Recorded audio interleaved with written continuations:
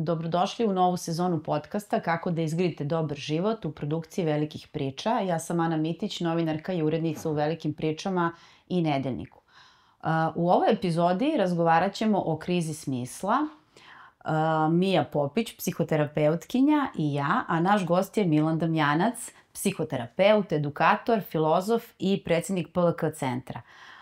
Ti si, Milane, pisao jedan tekst za Velike priče o krizi smisla i postavio si jedno pitanje, a to je kako živjeti ako život nema nikakav smisao. O tome ćemo mi sada razgovarati, ali ćemo da odgovorimo i zašto se smisao gubi, ali i kako se smisao ponovo vraća. Pa ajde sada da krenemo od toga, kako ti kažeš, pitanja koje mnoge muči, kako živjeti ako život nema nikakav smisao. Kako si u stvari ti zaključio da postoji neka opšta kriza smisla i da naći neki smisao i svrhu u životu muči mnoge ljude? Prvo, hvala na pozivu i hvala na dobroj temi. Mislim da ova tema baš onako važna, zato što je to danas tema broj 1, nije samo kod nas, iz prostog razloga što nekad, znaš, onako kad smo živjeli u onim kolektivističkim društvima, pa se znalo šta treba da radiš, znaš. Ženi se, udaj se, radi posao do penzije, evo recimo i kod nas je to bilo jako dugo kolektivističko društvo, pa, znaš, nekako dobiješ posao, kako se ono govorilo, uči da ne bi radio, i sad, ti kao učiš i onda dođeš na neko radno mesto i ostaneš tu do penzije i ne razmišljaš mnogo, ili što bi rekli ovi stariji psihijatri i terapeuti, kaže, tamo 60-70-ih, pa i 80-ih, kaže, retko ko je pokretao pitanje smisla uopšte, kao temu, nekako život imao neku definiciju. Znaš šta treba da budiš, treba da radiš. I to se u filozofiji zove neko stanje nihilizma, ovo gde smo sad došli, kad su nekako sve velike vrednosti izgubile svoj značaj. Nego, znaš, onako možeš da živiš manje više kako god hoćeš dok ne kršiš zakone, mada možeš možda i tad. I onda samim tim, možeš nekako da staviš svoj život kako ti hoćeš. Hoćeš, nećeš da se ženiš, hoćeš, nećeš da radiš taj posao, hoćeš da živiš ovde ili onde. Međutim, ko je kriv ako zezneš, pa samo ti. Nema ono kriva država, kriva crkva, kriva porodica, nego ja sam odlučivao, pa sam ja kriv, ljudima je to previše. I pošto ljudima tu previše, onda ide ona varijanta da je sloboda strašna. Jer može da se desi bilo šta. I onda mogu da budem kriv za bilo šta. I zbog toga poplava besmisla, iz toga što ljudi traže da im neko kaže šta treba da rade, a zapravo, znaš, nema ko da ti kaže kad to može da kažeš samo ti. I onda takođe uspon individualizma zajedno sa tim, jer je sve relativizovano, pa nijedna velika vrednost nije velika. Ti imaš pravo da budeš vernik ili ne budeš vernik, da radiš ovo ili ono, to je tvoje pravo. Znači, niko ti ništa na taj način ne nameće. I onda se većina ljudi tu pogubi.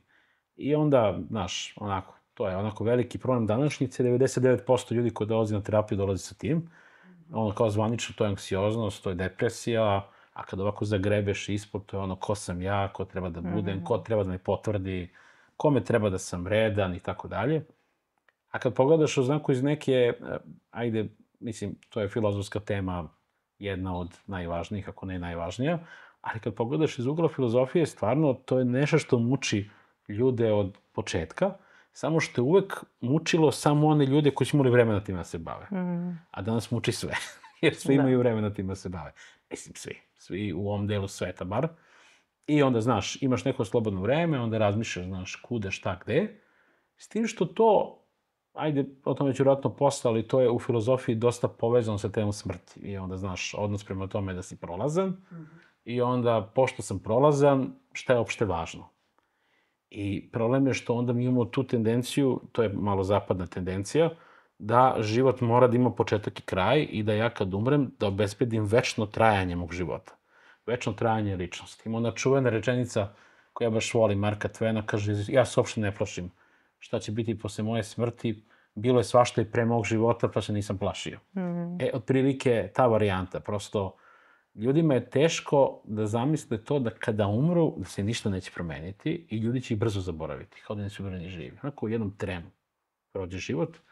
I onda kao ko treba da budem, a te se teme onako lepo sklanjaju iz javnog prostora i onda ljudi o tome misle, ali neće da pričaju o tome i to onda imaš zatrpanost, kupuj, prodaj, roba, putuj, što je sve naravno u redu. Ali ti je ta zatrpanost u službi onoga što reče neki filozof žvaka za oči. Znači, da ja ne razmišljam o onome što je bitno i onda nisi u stanju da postaviš život da kažeš ovo je važno, ovo nije važno, ovo treba, ovo ne treba. I zato imaš toliko ljudi koji traže nekakvu validaciju, traže neku potvrdu, traže neku istinu. Hoće guruje, to radi na terapiji, kaže mi šta treba da radim. Mogu da zamislim tek šta u nekim drugim delatnostima, u coachingu recimo. To je ono, kaži mi. I to je svuda tako. Svi su krivi, drugi, nisam ja i ljudi se tu uopšte ne snalaze. Vratit ću te na temu smrti, ali hoću sad opet da te kasnije, ali hoću da pitam, ti si spomenuo da se mnogo sa ovom temom srećeš na terapiji, pretpostavljam Mija, oboje ste psihoterapeuti i da li se ti slažeš sa ovim što je Milan napisao u tekstu, da u stvari postoji eksplozija krize smisla i zbog čega se mnogi ljudi zapravo tako osjećaju? Apsolutno. To je, kao što je i Milan lepo rekao, u 99% slučajeva kriza smisla je tema. Ljudi možda neće to tako reći. Oni će reći neke vrlo jednostavne stvari, ali u nekom trenutku ćemo doći do toga da smisao jeste zapravo problem. Zašto? Mislim, ajde sad da se ne ponavljam, dosta je toga već Milan rekao, ali mi jesmo suočeni sa jednom slobodom izbora sa kojom ne znamo šta ćemo. I kad uopšte pričamo o ovoj temi, meni nekako prva reč koja mi pada na pamet je ona Kamijeva, a to je da smo mi zapravo bačeni u jedan apsurd. Jer mi smo bačeni u ovaj život u kome stalno tragamo za tim nekim smislom, a odgovora nema. I nema nikoga ko će da nam ih da. Danas čak mnogo manje nego ranije kad smo se možda oslanjali na neke tradicionalne vrednosti. Ali ja kad sam u stvari razmišljala i kad sam čitala Milanov tekst na ovu temu koja mi se mnogo dopao, uvidela sam da je to zapravo, ako bismo malo promenili perspektivu, dosta dobra vest. Jer zamisli stvarno da postoji smisao i da postoji taj jedan smisao koji je objektivan. Pa ja prva sa svojim perfekcionističkim sklonostima bi se pitala jesam li ga uhvatila.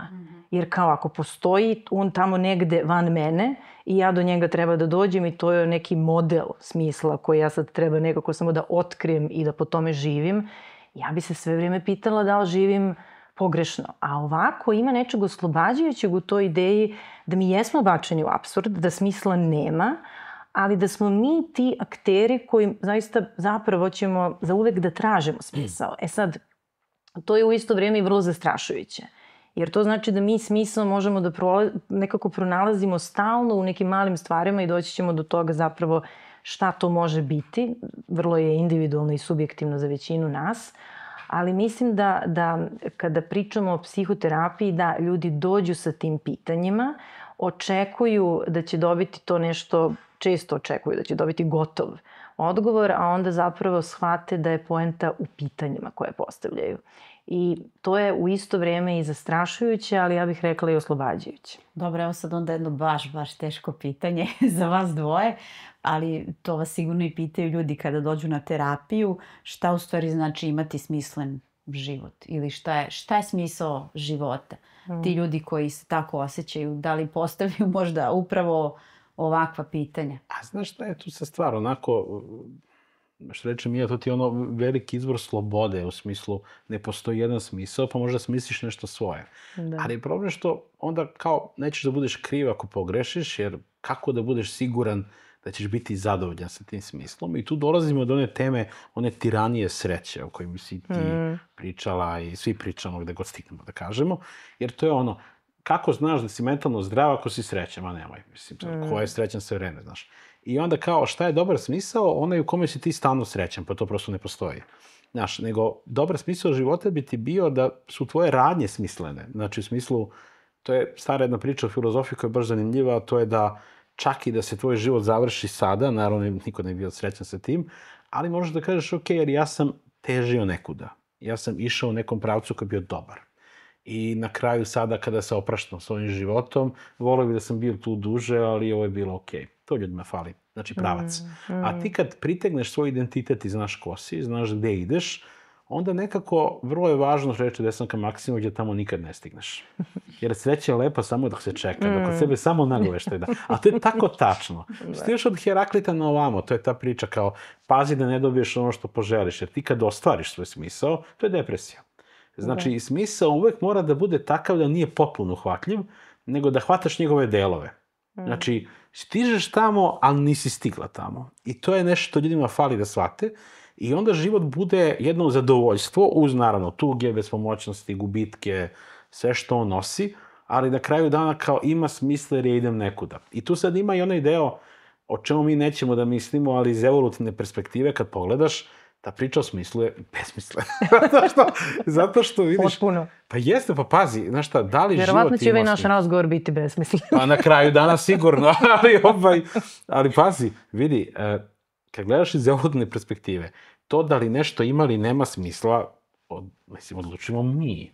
Tako. To je jedna čuvena Ničeva rečenica, kaže, onog dana kada shvatiš da si ti taj koji postavlja pitanje, shvatiš da samo ti možeš daš odgovor. Tačno. Jer si ga postavio samom sebi.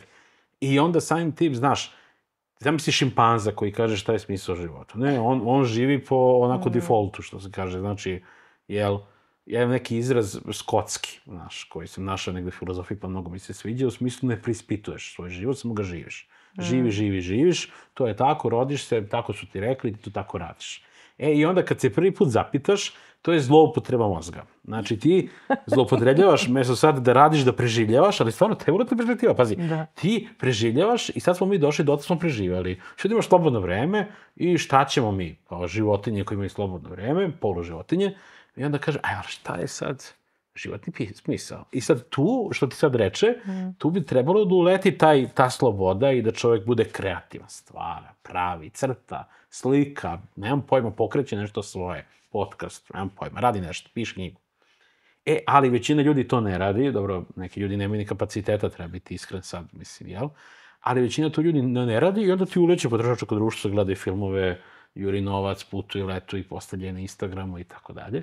I to je glavni problem ovde, znaš, što smisao mora da bude nešto što je tvoje, a da bi to bilo nešto što je tvoje, ti moraš da izradiš kritičku misao. To ona čuvena Sokratova, ja ne mogu da te naučim ničemu, ja mogu samo da te naučim da misliš. I to je, znači, ne vredi. Znači, ti kad si ti neko ko zna ko je, naravno uz preispitivanje da se to naravno menja kroz život, onda ti možeš da živiš dobar život. Onda ti biraš, nemam pojma, da li odmor, da li društvo, da li posao, po tome jer ti to ima smisla, a ne zato što ti to neko rekao da treba da radiš. A masa ljudi to radi i ponaša se kao da će večno da žive. Kao nema veze što i 5 godina živim besmisleno, biće bolje 45. Kada ćeš ti dočekati 45. To je veliko pitanje.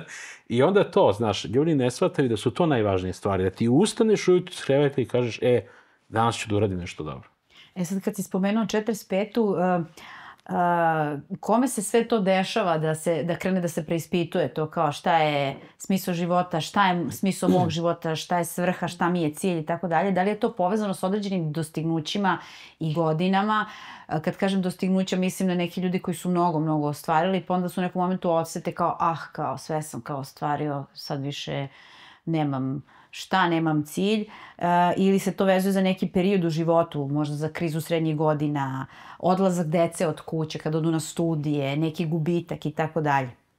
Ja verujem to može Mija da kaže. Ja verujem da se to dešava svima, ali pre nego što na ovo odgovorim, voljela bih samo da se nadovežem nešto što je Milan rekao, što mislim da je mnogo važno ovde da podvučemo, a to je ta neuhvatljivost smisla. Jer ja često kada razmišljam o smislu vidim ga kao skup nekih vrednosti kojima se mi vodimo u životu, ali koje nisu ostvarive. Dakle, ajde da konkretizujem. Ako je jedna od mojih vrednosti altruizam i pomaganje ljudima, ja nisam s time završila onog trenutka kad sam recimo stekla licencu psihoterapeuta ili kada sam pomogla konkretnom klijentu. Dakle, te vrednosti, zapravo ja ih nekako vidim kao da je smisao skup tih vrednosti koje su kao neki svetionik koji usmerava neke moje ciljeve, ali nikada ja stvarno neću doći i reći, i mene uvek brine kad mi to ljudi kažu, to me čak malo uplaši, kada kažu ja sam sada ostvario, ne znam, smisao svog života ili ja sam spoznao svoj život. Zašto mi nekako uvek deluje malo omnipotentno. Tako je. Nema kraja. Znači, to je stvarno jedan onako neuhvatljiv proces. I svi smo u tome i sad se vraćam na tvoje pitanje. Apsolutno, čini mi se da nema osobe koja možda nije na eksplicitan način to pitanje postavila, ali sasvim sigurno jeste i najčešće u fazama tranzicije. Kad kažem faza tranzicije, to je ono kada puštamo jedan identitet koji nam je vrlo poznat, hvatamo se za neki drugi, ali ja često koristim tu metaforu kao onaj akrobata. Znaš, pustio si se, a nisi još uhvatio. I ti si sad ni vamo ni tamo i tad je nužno da pokrenemo pitanje smisla. Gde sam? Gde želim da budem? Kako želim da izgleda ovaj moj život? Mene tu dosta, recimo, je onako vrlo inspirisala jedna rečenica koju sam, kad sam otkrila njeno značenje, Amor Fati Ničeova, koja kaže voli svoju sudbinu, ali ne sudbinu koja je zacrtana tamo negde, nego kroz nešto čemu on govori kao teorija večitog ponavljanja. I ja kad sam se pitala o svom smislu života, ta mi je teorija vrlo imala smisla. A to je, zamisli sada ovaj život je kao neka modla za svaki sledeći koji ćeš morati opet da se rodiš i 100 puta da proživiš. I sad, zamisli kad bi stvarno bio osuđen na ovaj život kao model koji si izgradio, da ga odživiš još 100 puta. Pa to znači da ti stvarno vrlo učestvuješ u toj svojoj sudbini i da moraš da napraviš da taj model bude u skladu sa tobom. Jer ako nije, osuđena si da ga ponoviš još 100 puta. To je način kako ja razmišljam o smislu i čini mi se da baš u tim fazama tranzicije mi krećemo da postavljamo ta pitanja. Jasno nam je ovo što kaže Milane, nemam, mislim, da li stvarno ću tek sa 45 da čekam da to skapiram? Ili koliko još imam od života da stvarno krenem da pokrećem ta pitanja? I ti si pisala jedan tekst za velike priče, ti si pisala o ženskoj krizi smisla, to jest krizi srednjih godina i ti tu kažeš da obično ljudi u 40. imaju pred sobom jedan težak životni zadatak, da moraju sami sa sobom da sednu i promisle šta žele od života, zapitaju se šta su od sebe očekivali u ovim godinama, a kako su stvari ispale i što je još važnije da se odgovori, to jest da odgovori na ova pitanja treba da im posluže da istraže kako dalje žele da grade A zašto mislim da su tu 40. važne? Zato što tada puštamo čitav taj jedan utabani narativ koji nam je nametnut. To je ovo što je Milan rekao na početku. Znaš kako se živi, kao imaš neki skript u, 20. šta treba da radiš, u 30. Pa, sve je nekako jasno, ali u 40. nema baš još, tu se nekako dobijemo više slobode. Sad, meni je zanimljivo i mi možda možemo to danas isto da pokrijemo mušku i žensku perspektivu. Ono što su meni neke studije pokazale, a to vidim u praksi, jeste da mnoge žene se tad konačno opuste jer su se nekako oslobodile tih tradicionalnih stega, deca su otišla, mogu da se zapitaju. A viđam često kod muškaraca da tad još uvek, da tek tad pojačaju taj patrijarhalni narativ, moram sad da pokažem da sam u snazi, da sam potentan, da zarađujem. Tako da, ali evo Milane, to mi je zanimljivo da čujem tvoje mišljenje jer mislim da su različite krize iz muške i ženske perspektive. Jesu i super ti je ovo što se setila Niča, jer to jeste baš zanimljiv jedan lakmus papir kroz koji možeš uvijek da provučeš svoj život i da kažeš da li bi ja birao opet ovaj trenutak da ga živim, ako ne bih, pa menje nešto sad, jer nešto ne valja. Znaš šta, uvek, ta pitanje smisla ti uvek pitanje nekog konteksta, na primjer rodnog konteksta. Znaš, kao nije pitanje smisla isto za žene i za muškarce, nije bar popolno isto.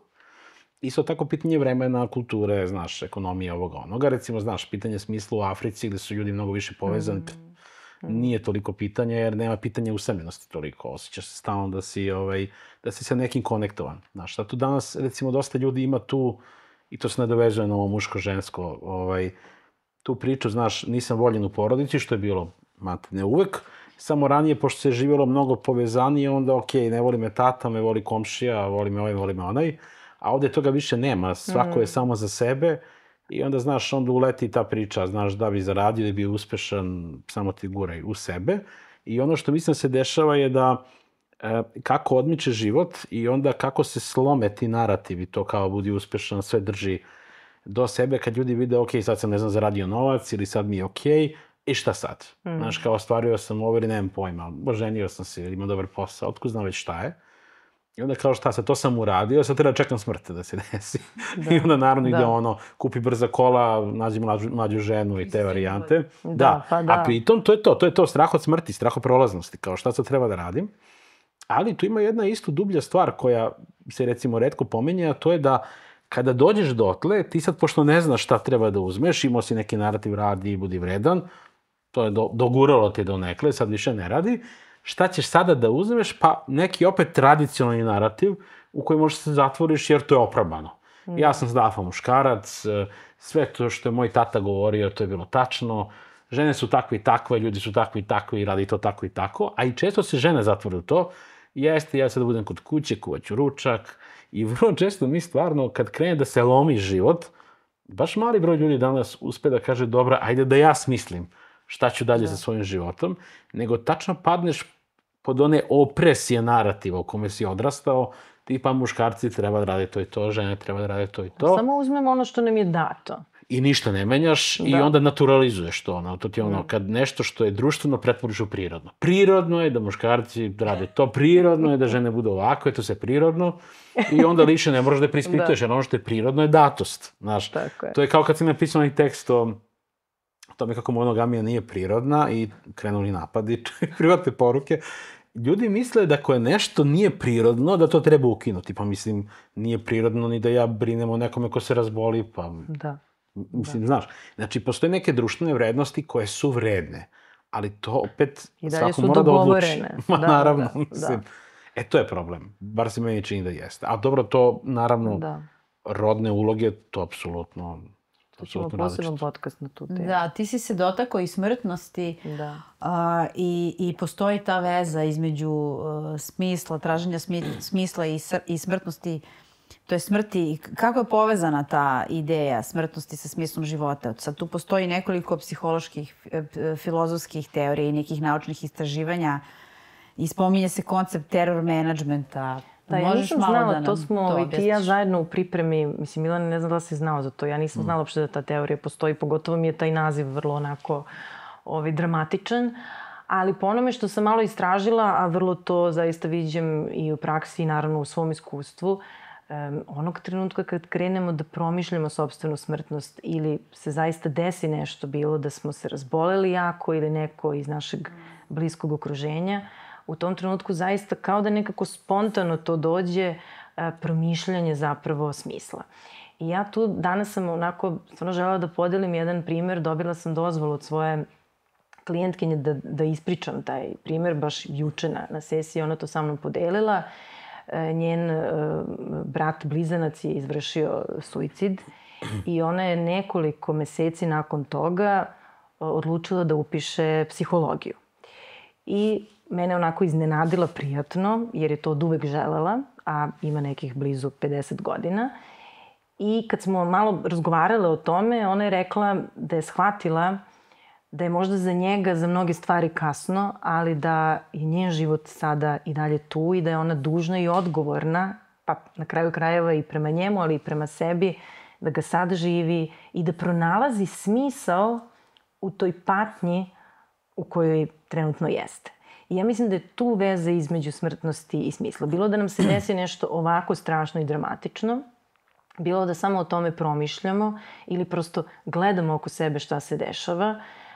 Smrtnost nas gotovo uvek, u stvari ideja smrtnosti nas uvek poziva na to da preispitamo život i da vidimo gde smo pošli. I ne znam ko je to rekao da nas smrt uništava, ali ideja o smrti nas spašava jer nam stvarno daje kompas. Ukoliko smo, sad to ne mora da bude pravilo, ukoliko smo hrabri da preispitamo ove stvari. Često, i to sam takođe viđala u svom životu, da ljudi na smrt bliskih ljudi uđu u jednu vrstu anesteziranja patnje, tako da ne samo da ne preispituju svoj život, nego se anesteziraju i ulaze u jednu vrstu automatizma ili nekih adiktivnih ponašanja, zato što apsolutno ne žele da vide smrt kao nešto što je sasvim sigurna činjenica koja nas sve čeka. Dakle, ta ideja o smrtnosti i smrti može da nam nekad pomogne da preispitimo i da nađemo neki novi smisao i cilj. A da. Natera nas da... Pa mislim, evo ti ga zanimljiv primer, Irvin Jalom o tome dosta piše, on je radio sa onkološkim pacijentima u nekoj terminalnoj fazi. I ono što je zanimljivo jeste da je otkrio da u jednoj grupi ljudi sa kojima je radio u grupi podrške se često dešavalo da u toj fazi oni najviše pričaju o seksu. Znači, to je Thanatos i Eros. Znači, mi u onoj meri u kojoj promišljamo smrtnost, u toj meri zapravo osvešćujemo i život. Da, život je vredniji onoliko koliko osvestiš smrt. A to je stvarno, to je dijalektika, onako, znaš, jedno ide zajedno s drugim. To je možda najpodcenjenija tema danas. Ljudi misle da može da živi život bez bola. I onda zapravo, a kad se već da se nadovežem na Jaloma, ta njegova ideja da zapravo razni psihički problemi mogu da se gledaju kroz izbjegavanje priča smrti. To je najvažnija tema. Yes. Znači, to suočavanje s tim da smo mi nejaka bića, ne slaba kao po defaultu, ali ranjiva bića koja su ograničena svojom, svojim trajanjem pre svega. I gomilom stvari koje mogu da se dese, koje nisu više ni naše kontrole. I tek kad dopadneš u neku bolnici ili bude nešto strašno ili izgubiš nekog jako bliskog, ili to, dopadneš bolnice pa preživiš, to te stvarno promeni. Jer onda kreneš da praviš prioritete u životu potpuno drugačije, onda više ne trpiš neke stvari. I stvarno ta rečenica filozofska da se ljudi znaju u teoriji da će umreti svi, ali se ponašaju kao da će večno živeti je baš dobro. Jer mi se uvek ponašamo kao da ovo nema kraja. Znaš, zato je priča smisla bitna. Jer na kraju krajeva kad se to desi, šta ćeš sebi da kažeš? Znaš, šta si živao? Je li to imalo na kraju nekog smisla? I drugo, da se nadovežem na Sartra, znaš, ta ideja da smo svi smrtni čini nas boljima prema drugim. Jer, znaš, ako ja mislim da si ti smrtna i ja sam smrtan i mene boli, tebe boli, mi se povezujemo, empatija se povećava, ja imam više saosećanja, jer moja grandioznost se smanjuje. Moj narcizam ide na dole. Zato što znam da će umreti. Zato što sve što ja radim će biti zaboravljeno. Zato što ne mogu da obezbedim da večno trajem. I zato je sve lepše. Ja znam da ovo zvuči grozno, ali zapravo nije. Ljudima je strašno teško da se suoče s tim, jer je smrt jedna ultimativna bespomoćnost. Ja se ne sjećam da li je to, Bože, ko je to rekao, možda čak i Simone Beauvoir, možda sam lupio, ali čini mi se da ona rekla, da zaista smrt je na neki način incident. U onom smislu reči u kom mi smo navikli da sve držimo pod kontrolom. To je čitava naša civilizacija, kultura je izašla kao protiv smrti. Znači, izgradi gradove, izgradi pravila, izgradi kulture, izgradi umetnost, izgradi šta god, da bismo prevarili smrt. Pa čak i naš običaj, pogrebni običaj, šta verujemo da se dešava, kako se dešava civilizacija, ideja da vršiš transmisiju vrednosti preko dece ili preko mlađih ili otko znam, uradiš neko kulturno delo i na kraju opet umreš. I to je incident jer sram ih bilo kako mogu da me ubiju, a dajem sve od sebe. I to je tačno taj osjećaj koji ljudi osjećaju kad to dođe. Znaš, sram ih bilo. Jer jako je teško podneti da je to kraj. A postoji opet ona perspektiva koju jako volim, ono Ilijada i Odiseja. Ako ste gledali film Troja, koji je naravno, nije to baš tako u spevu, jeli? Ali onaj moment koji je, moram priznati, baš lepo odglumio Brad Pitt, ali ozbiljno jeste moment kada priča sa onom sveštenicom u šatoru i kaže bogovi, baš i briga, bogovi ovo, bogovi ono. Ona kaže šta ti znaš o bogovima? A on kaže, znam, kaže, da nam zavide, zato što smo smrtni. Zato što svaki trenutak može biti poslednji. Nikad više nećemo biti ovde. Nikad više neće da se vrati ovaj trenutak. Nikad više nećemo biti u ovim godinama. Ništa više neće da se vrati. Njihov život je besmislen, naš nije. Jesu oni beše posle toga imali seks? Pa da sam gledao što da kažem, to je jako lepa priča. Sećam se scene. Pa to, pazi, evo, slušaj tu priču, jako lepo zvuči. To je jako zavodljiva priča. Gitara. Nikada više nećemo biti ovde. To je taj način zavođenja. To je odredno priče o smrti. Pa Eros, nisi lepo rekla o seksu. Evo, pa mi se sad smijemo, a to jeste jedan dominantni mehanizam obrane. Znaš, kad misliš o tome, da ćemo u jednom trenutku svi biti pokojni, znači ti odmah kreneš na smeh, malo, hoćemo izađemo, hoćemo nam. To je to. I to čini život vrednijim, jer kao, ako će da se završi, da idem da radim nešto što ima smisla. Samo što mislim, jedna rečenica samo, da ima malo ovde i do onoga, znaš, da nema nekih pritegnutih društvenih vrednosti, pa da se čovjek uhvati za to, da kaže, ajde, treba se bavim umetnošću. Znaš, kad ti umetnici prodaju Knez Mihajlove slike, razumeš? Naprimjer, ima i taj malo moment da ta kreativnost više nema gde da se proda. Znaš, i onda ljudi također završe u ovome.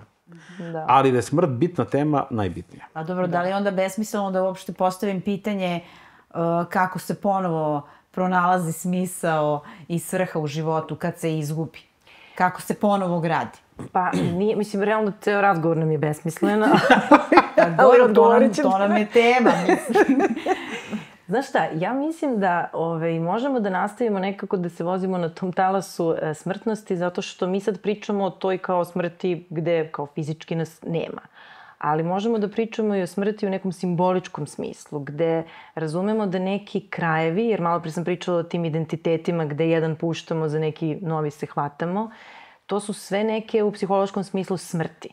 I ja mislim da smo mi pozvani zapravo stalno da preispitujemo smisao života kada su se neke stvari možda okončale ili ne samo kad su se okončale, nego kada anticipiramo mogućnost da bi tako nešto moglo da se desi. Jer evo ako bismo sad, iako nam to nije tema, se dotakli partnerskih odnosa, Ester Perel o tome dosta lepo govori. Mi sve vreme u partnerstvu moramo da budemo svesni, ne na neki paničan način, nego na realističan, da ovo između nas uvek može da se okonča. Ali onda nam to daje živost i strast i svesnost da smo ovde sada izabrali jedno drugo. I ti si spomenuo Simone de Beauvoir, mislim, ja nju stvarno mnogo volim, ona je baš o tome pričala. Autentična, slobodna ljubav ide iz svesti o kraju. Tako da, kad god pričamo o smislu u bilo kom kontekstu, ideja o kraju, to jest smrtnost, uvek ćemo na to da se vratimo. Tako da, mislim da smo prosto samo pozvani da stalno ova pitanja postavljamo. I tu ću se ispraviti. Ne samo kad smo na kraju nečega, nego i kada promišljamo da to u čemu smo zapravo uvek može da nestane. Da, pošto si rekla da treba da se vozimo na toj ideji smrtnosti, sad ću vas malo prebaciti na Viktora Frankla i temu pronalaženja smisla. Prelazimo na patnju. Tako je, prelazimo na patnju. On je poznati psihijatar, preživao je holokaust i ima to jako bitno delo koje je kod nas prevedeno kao Zašto se niste ubili, a u bukvalnom prevodu u stvari čovekova potraga za smislom. I zapravo je on to delo napisao pošto je preživeo logor i objašnjava kako je preživeo.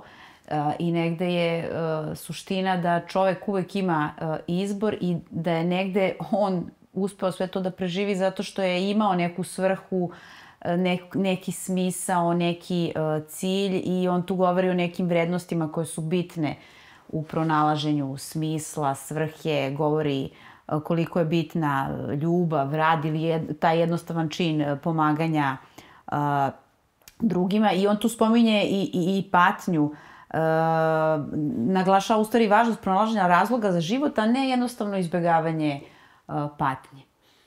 Šta, to je prvo, taj naslov stvarno nije najsrećniji preveden. Kod nas ovo, zašto se niste ubili. Može stvarno da triggeruje neke ljude i to je tako je prevedena knjiga, da. Tako je prevedena knjiga, iako to nije originalni naslov.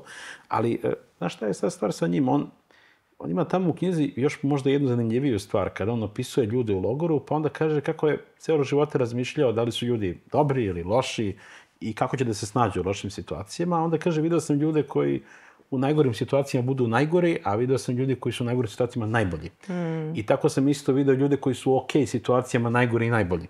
Tako da svako na kraju je ono što je. Neke situacije samo pokažu ko si. Ništa više od toga. I u tom kontekstu, znaš, zato je taj vrednostni sistem, apropo onoga, jako bitan, ko si na kraju i ko želiš da budeš i sa čim želiš da odeš. Ja se sjećam kad je počela korona, pa se dešavalo ono u Italiji, što se dešavalo onaj užas, pa je bio slučaj one bake koja je odbila kiseonik i odbila respirator sa pričom dajte ovom momku, on je mlad, ja sam živjela lep život, neka živi i on, kraj priče. To je empatija. Tako da ta njegova knjiga naglašava nešto što je jako bitno, a to je da na kraju odnos, ljubav, odnosi, gde on pomenje odnos sa roditeljima, šta je on tu istrpeo. Ne kažem ja naravno da je cijela poenta života patiti i to može da bude onako, znaš, to posebno kod nas ima onih narativa, život je patnja, patila moja mama, patim i ja i tako dalje. Ali s druge strane, život jeste i patnja. I sad, što pre to prihvatiš, bolje bude. I što pre se suočiš s tim da je život patnja, da život može biti strašan, postaneš hrabriji. Više rizikuješ. I baš to, ako si spremna da prihvatiš kraj, da je odnos ograničen, ti ćeš više da rizikuješ. Ako znaš da si ti gotov, da će biti sutra, za 30 godina, pa ti ćeš hrabriji da budeš u bilo kom životnom stavu. Nećeš da ćutiš na nekim stvarima. Znači, suočavanje sa tom temom činite nekim ko je bolji. A drugo, tema gubitka smisla, baš apropo njegove knjiga, je povezana sa depresijom. Znači, to je zašto imamo danas eksploziju na zapadu depresije, pa evo zbog ovoga. Znači, usamljen si, znači nisi ti samo diskonektovan od drugih. Ti si diskonektovan od sebe. Znači, ti ne znaš ko si ti, ne znaš kuda ideš i to ti je plodno tle. A imaš ono, trebalo bi, što ti kažeš, trebalo je dohvatiš, ne znaš ti šta, nema niko pojma šta.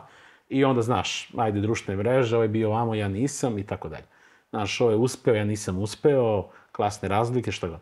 I onda zapravo, kako se vadiš iz toga, da citiram jednog mog klijenta koji je dugo išao kod mene, naša posljednja seansa izgledala tako što mi je rekao, na kraju sam ipak, on je bio suicidalan, na kraju sam ipak morao da se ubijem. Samo se nisam ubio fizički, ubio sam sve ono što sam bio.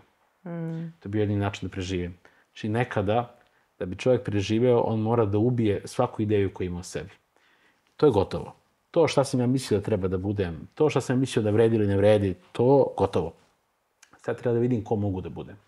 I šta je sad meni smisleno. I to, da izgradiš neki novi smisao života, to nije nešto, i to je vrlo važna stvar, zašto treba osvetljavati nekako tu priču o smrti, to nije nešto što će nužno svi da podrže. Znači, to malo treba isto ljudima govoriti, da nekako, okej da te ne vole, okej da te neko ne poštuje, okej da te neko i prezire u krajnjoj liniji, okej da ti nekoga ne voliš, okej da ti nećeš da živiš kao neko. Jedino nije okej, što reče Oscar Wilde, prava sebičnost nije da hoćeš sve za sebe, nego da hoćeš da drugi žive kao ti. Znači, nije okej da ti drugima namećeš. A to što se meni ne sviđa, kako neko živi, to je njegova stvar. I moja je stvar kako ću ja se nositi sa tim. Prema tome, to kad čovjek shvati, bude mu lakše. Naravno, ne mislim da budemo ne samo kritični narcisi koga baš briga šta misle bliski o njima, daleko od toga, ali da prestanemo da živimo život u kome ćemo svakog da zadovoljimo. To prosto nije moguće. To se neće desiti. To je što reče Dučić, dobar put ka nesreći. Da, ali čovjek treba to negde da prekine, tako da ta neka kriza smisla je i prilika za nešto novo. Tako, da ti istražiš ko želiš da budeš i kako dalje želiš da živiš. Ja mislim da je to često i za mnogi ljude zapravo trigger krize smisla kada dođu do određenih godina i uvide da su studirali fakultete koje su im namenili roditelji, da su napravili izbore koje su nekako bili društveno nametnuti, da jednostavno nisu živjeli život po svojim pravilima. I mislim, taj narativ često srećeš i u knjigama i u filmovima, znaš, jedi, moli, voli. Jednog jutra je ustala, pogledala svoj život i kao to nije moj život. Malo je romantizovan način kako se dolazi do tog uvida. Nije to baš jedan trenutak, nego je to jedno, što kaže jedna moja klijentkinja, tavorenje od života, gde u nekom trenutku stvarno osjetiš se emotivno opustošeno, kao ne živiš život koji je u skladu sa tobom.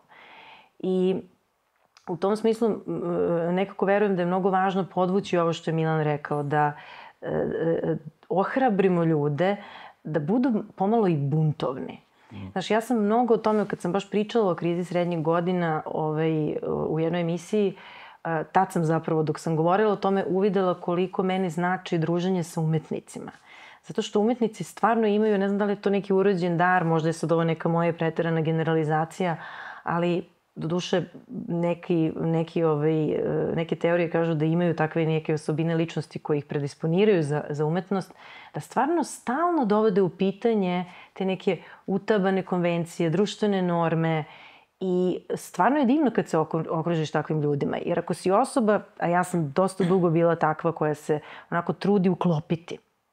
I onda kad vidiš da neki ljudi potpuno idu suprotno od toga, ne da neću da se uklopim, nego baš želim da budem to što jesam, drugačiji, to ti da neku vrstu dozvole. Tako da, ne znam koliko sad ima smisla ovo što govorim, ali ja često ohrabrujem svoje klijente da se malo okruže drugačijim ljudima, da vide da je zaista lepo kada pustiš da te briga šta će drugi ljudi da misle i šta će da kažu. Da, oboje ste psihoterapeuti. Kako može psihoterapeut da pomogne nekome ko se osjeća tako da nema cilj u životu, da nema svrhu, da se osjeća besmisleno? Šta može tu psihoterapija da uradi? Znači, šta je stvar? Uvek postoji neka vrsta sekundarne dobiti. Znači, to što ja verujem da, ne znam, život nema smisla ili da je meni teško, to je zato što ja ne mogu da odlučim, to je propone teme, da preuzem odgovornost za nešto, jer se bojim greške. I puno ljudi faktički je zaglavljeno u toj nekoj ideji da će, baš ovo što sad pričali, znači moraju da te potvrde, moraju da te pludiraju, moraju da urade kako treba. I kad obično ljudi kažu ja nemam smisao života, svi imamo neki smisao života, sad pitanje je da li znamo koji je. Ono što je problem je što moj smisao života može meni da propadne, da bude neuhvatljiv. Znači ja sam hteo ovo, u stvari sam završio ovde. I to je zato što ja imam onako crno-belo posmatranje sveta, znači nisam fleksibilan. Znači ili ovako ili ovako. I tu treba raditi na tome da život može da ima smisao na različite načine. Propo priča o Jalomu, Franklu, šta god, znaš. Taj moment da ok, ne ispadnu sve stvari kako treba, a opet vidiš neverovatne ljude u neverovatnim okolnostima da su radili nešto sa tim. Tako da to je malo pitanje i lične hrabrosti i odgovornosti i to se postiče kod klijenata. Malo samopouzdanja, malo samopoštovanja, malo te priče o tome kako bi bilo kada bi ti. Jer ja se uvijek setim one lepe priče iz antike, ja se sećam, to je bila prva priča zapravo o content transferu, pre priča o content transferu, kada je Epiktet govorio šta je to je bio jedan čuveni filozof, stoik, šta je to, kaže, obaveza svakog dobrog čoveka. Kaže, kad vidiš drugog čoveka koji plače i pati, pomozi mu, saslušaj ga. Ako treba, kaže, priče, ćuti, ako treba, daj mu savjet. Kaže, ali ako treba, kaže, da uzdišeš sa njim, uzdiši, samo pazi da ne bude preterano od srca, jer je zamislivi drugi čovek na istom mestu da se drugačije nosi. To je ono što fali ljudima. Znači, ti imaš strašne stvari koje se ljudima dese, znaš, i ne reaguju svi ljudi isto na to. I u tom smislu reči terapija treba ti pruži neku vrstu podrške. Znači, podrška na tom putu, ali podrška se bude drugačiji. Naravno da ti ne možeš da živiš život u kome te niko ne prihvata. Ali postoje neki ljudi koji će te prihvatiti, postoje neki koji neće. I to je popuno u redu, znaš, nego mislim da većina ljudi danas hoće svima da se dopadne i isto tako misli da treba svi njoj ili njemu da se dopadnu i onda trpe previše agresije i besa prema drugima i zavisti, jer, znaš, ti imaš ono što ja nemam. A zavist je jedna vrlo korisna emocija kad znaš da upravljaš njome. Ti onda kažeš, vidi, ovo je stigo ovde, a ja sam ovde. Ajde vidim kako on stigo tamo, pa da vidim da ja stignem tamo, jel? Ili neću ja tamo, pa on me ne interesuje onda. Ne, ono što ljudi rade, znaš, kao on je kreten, on je ovakav, on je nakav, i onda time brani svoju poziciju. Isto je to pitanje smisla. Znači, nije mi dobro u životu, znaš, ne znam šta je smisao života. Učimo da preuzimo odgovornost. Učimo da vidimo šta bi bilo. To je obično pitanje separacije. Separacije od roditelja, separacije od... Ja ne znam koliko puta sam na terapiji čuo posle nekog vremena na pitanje, pa dobro, kad bi morala ili morao da biraš da li da ti budeš dobro ili da razočaraš roditelje, da li da se ti razboliš ili roditelji, ljudi odgovore, bolje da se ja razbolim. Znaš, to je ta priča. Kao, nemam smisla, ne znam šta bi, jer mi roditelji ne dozvoljavaju. Jer mi, ne znam, ovaj ne dozvoljava. Jer bi društvo to osudilo. I to je pitanje jačanja kapaciteta. Opet kaže, ne treba ići u drugu krajnost, pa sad kao radiš šta god ti pada na pamet, ali treba biti okej prema drugim ljudima, ali to okej ima neku granicu majkomu. Znači, neću ja sad, kako ti kažem, ja sam okej, nikog ne ugrožavam. Ako se ti ne slažeš svojim životnim izborima, što reče neki aforističar, ako ti se, ko je Bože to rekao? Ako ti se ne sviđa moj život, ti živi svojim životom.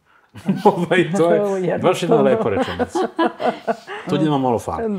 Mija, kako može terapeut da pomogne nekome ko se osjeća da je izgubio smisao? Možda su očekivanja od psihoterapije prevelika tu? Često jesu i sad postoje različiti psihoterapijski modaliteti. Ja ti mogu reći šta je neki moj smer i razmišljanje i način kako radim sa ovom temom. Ja obično kad mi ljudi, a često i kažu tako, život nema smisla, ne znam šta radim, gde sam pošao ili pošla i slično, ja obično validiram to u smislu da život stvarno nema smisla. Možda stvarno nema smisla, ali hajde zajedno da postavljamo neka pitanja. Ono s čim sam vrlo postala obazriva što više stičem psihoterapijskog iskustva, to je ta pretpostavka da mi do smisla možemo da dođemo iz glave. To jeste iz samo čistog intelektualnog promišljanja. Tako da se ja tu dosta oslanjam na neke behavioralne tehnike, što izvorno jeste moja terapijska škola, a to je kroz neku vrstu eksperimentacije.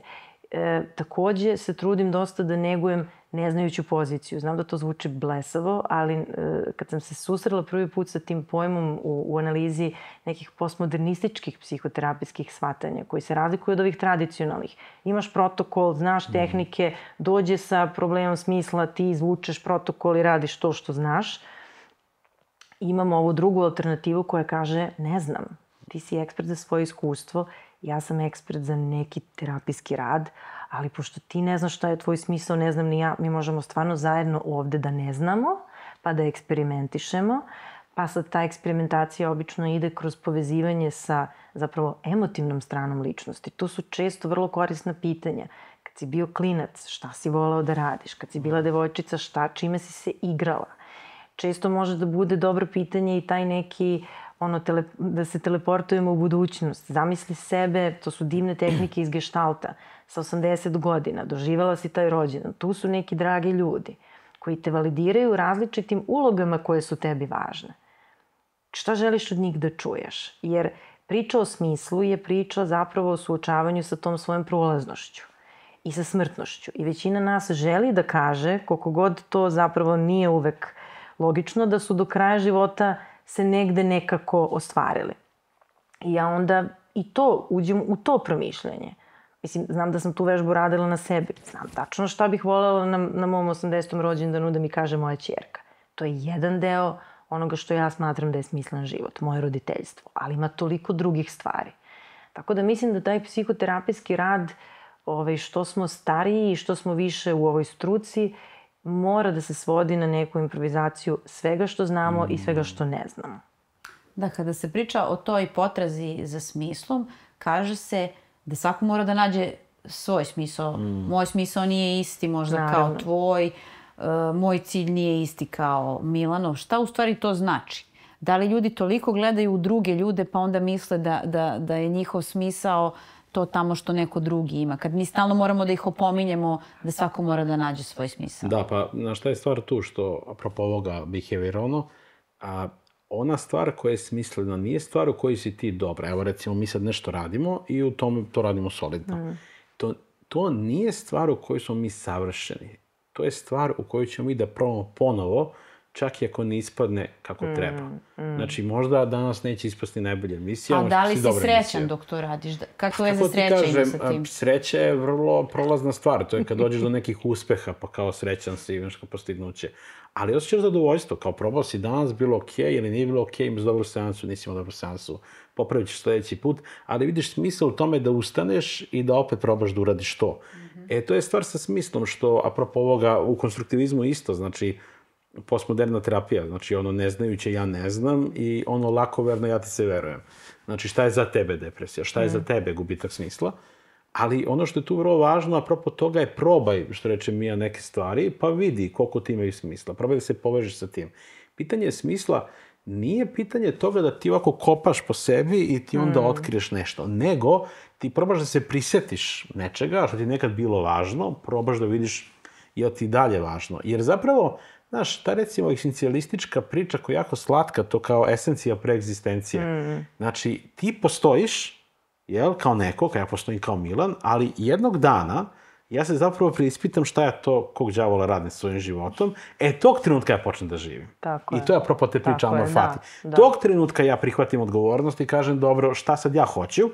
I sad to što ja hoću nije nekakvo ono, sad sam ja uzeo lopatu pa sam našao autentični self neki ispod, nego probam neke stvari i kažem, vidi što mi ovo ima smisla. Znaš, ovo me baš čini zadovoljnim. Nije to sreća, ali jeste neka vrsta ispunjenja. Znaš, kao radiš to, to je ono, ja imam klijenta koji recimo, on je strašno ispunjen kad volontira i pomaže ljudima koji nemaju. Naravno, njegovi su to vrlo loše primili, jer naravno, očekuju svi da zaradiš itd. Ali njemu to stvarno ima smisla. On će zbog toga vratno da živi duže i da ima ispunjenije odnose. I bolje da zarađuje manje, pa da mu život ima smisla, nego zarađuje više i da bude nesrećna jedna osoba koja dođe kući i kaže, svi kažu da sam ja srećan da zarađujem 4000 evra, a ja kontempliram u suicidu. Mislim, koja je poenta toga? Da, ali opet sad moram da vas vratim na to pitanje. Postoje neke preporuke kako se pronalazi smisla. I ti si sad rekao, neće sad ti kao da uzmeš da kopaš po sebi, kao ja više nemam cilj, nemam svrhu, nemam smisao. Kao okej, to sam shvatio i sad ću ja da otkrijem taj smisao. Ali neću to da kopam po sebi. Mislim, koji su to koraci? Pa znaš što, ja mislim da te preporuke stvarno ne možemo da damo kao neki standardizovani protokol. Ono najbolje što mogu da uradim, što vidim da u praksi radi za određeni broj ljudi, onih sa kojima ja radim, ali i ja lično, i tu stvarno mislim da je ovo sad vrlo subjektivno, meni stvarno mnogo pomaže tišina, priroda, neko vreme u kome stvarno nema nikoga. Sad to, i čini mi se to, ja mislim da postoji taj termin tihovanja. Znaš, gde stvarno uđeš u neku izolaciju kako bi došao u kontakt sa sobom. Ja mislim da mi ne možemo do smisla da dođemo ako smo na autopilotu. A često život tako izgleda.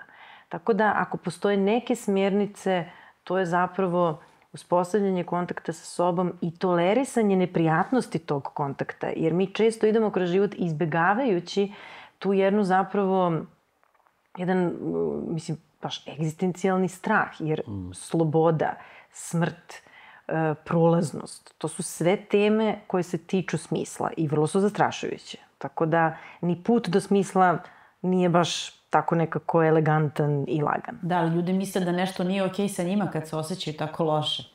Pa to je problem društva. I šta onda sa tim osjećaju, mislim? To je stvar psihoedukacije, pazi, da se nadovežem na ovo. Ja mogu samo odgovorim iz ugla egzistencijalne filozofije koju ja cenim, naravno ne, kao i svaka filozofija ima svojih mana i vrlina, ali ta ideja je jako, propo ovoga, zanimljiva, a to je da smisao ide onda kada se suoči sa graničnom situacijom. Sad, naravno, ne mislim sad svako treba čekati da se razboli, pa je to granična situacija, jer te potpuno... Šta je granična situacija? Situacija u kojoj zapravo svi mogu kognitivno te razumeju, ali zapravo niko ne zna kako je tebi. Znači, to su strašne situacije životne gde niko zapravo ne može da pati umjesto tebe. Samo ti možeš tu patnju da doživiš. Recimo, prekid nekog braka ili kome, sad naravno neće to svakom biti jednako važno, ali nekome hoće, ili smrt roditelja, ili smrt bliske osobe. Te situacije zapravo u egzistencijalnoj filozofiji treba da uguraš klijenta u to. Ne u smislu smrti, ali u smislu, recimo, neke veze gde bi klijent, na primjer, spustio svoje odbrane i bio blizak sa nekim. Bio zapravo blizak, izložio se i možda failovao, možda bio ostavljan, možda bio prevaren, možda bio užasno tužan, možda mu bilo užasna patnja, da 2 godine ne može preboliti tu osobu, ali tada spoznaje zapravo šta je bitno u životu i šta on ili ona hoće. Jer problem današnjice, svi bi htjeli da dođe do nečega da se ne pomuče. I svi bi htjeli da dođu, a da znaš, tu nema neke muke. Da, instant rešenja, to je to. To ti kao sa doktorima, daj mi lekić da mi ovo prođe. Pa to ja sad nema smisla, ajde vas dvoje, ajde, recite mi sad kako ja sad da nađem smisla. To ti se u filozofiji zove prazni označitelj. Znaš, nekad je bilo ono, Bog je bio strašno važan, sad Boga više nema, ali je rupa. I onda ljudi umjesto toga traže proroke. Sad mi ovdje pričamo i ja ti garantujem da će biti bar 3 komentara, ali dobro, ipak vi vjerujete meni. Šta, kako vi, da ja to iskopiram. Ali ja se uvek pozivam na to da nam je razgovor besmislen. I onda se ureda. Da. Hvala vam puno na razgovoru, a vi koji nas gledate, pišite nam u komentarima šta je za vas smisao života. Ako postoji. Ako ga imate. Koji ga ima. Da.